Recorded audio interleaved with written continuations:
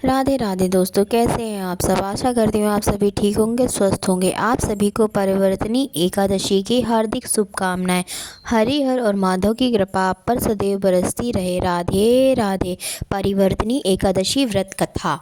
एक बार राजा युधिष्ठिर ने भगवान कृष्ण से भाद्र शुक्ल एकादशी के बारे में पूछा। उन्होंने इस व्रत का नाम, विधि और महत्व जानने की इच्छा जताई। मुरलीधर ने बताया कि इस एकादशी को पद्मा या परिवर्तनी एकादशी कहा जाता है।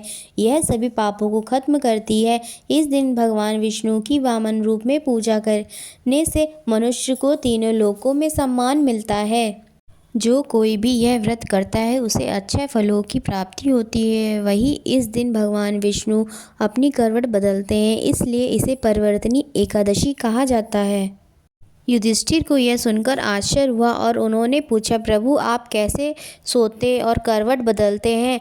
आपने राजा बलि को किस तरह वामन रूप में छलकर बांधा था। चतुर्मास में व्रत की क्या विधि होती है।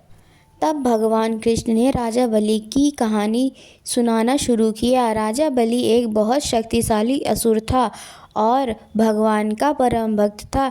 वह यज्ञ और दान पुण्य करता था, लेकिन उसने अपने बल से इंद्रलोक और सभी देवताओं को हरा दिया था। सभी देवता परेशान होकर भगवान विष्णु के पास गए और उनसे मदद मांगी।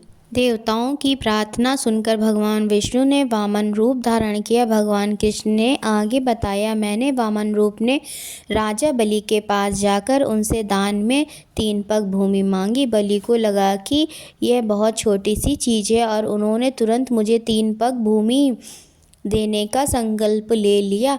जैसे ही बलि ने संकल्प लिया, भगवान वामन ने अपना बहुत विशाल रूप धारण कर लिया। एक पग में उन्होंने पृथ्वी को नाप लिया, दूसरे पग में स्वर्गलोक को नाप लिया। जब तीसरे पग रखने की कोई जगह नहीं बची, वामन रूप में भगवान ने राजा बलि से पूछा, अब मैं तीसरा पग कहाँ रखूं। बलि ने विनम्रता से अपना सिर झुका लिया। तब भगवान ने अपना तीसरा पैग राजा बलि के सिर पर रखा, जिससे वे पाताल लोक में चले गए। बलि की भक्ति और विनम्रता देखकर भगवान बहुत खुश हुए और उन्होंने बलि को वरदान दिया कि वे हमेशा उनके साथ पाताल लोक में निवास करेंगे। तभी से एक मूर्ति पाताल में और दूसरी क्षीर सागर में स्थापित हुई। इसके अलावा कृष्ण जी ने युधिष्ठिर को बताया कि इसी दिन भगवान करवट बदलते हैं, इसलिए इस दिन उनकी पूजा करना बहुत फलदायी माना गया है। जो लोग श्रद्धा से यह व्रत करते हैं और इस कथा को पढ़ते हैं या सुनते हैं, उन्हें भगवान श्री हरि की कृपा हमेशा के लिए प्राप्त होती है।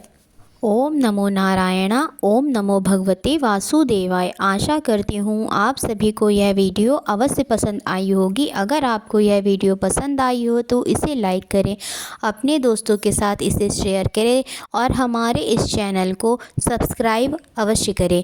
राधे राधे।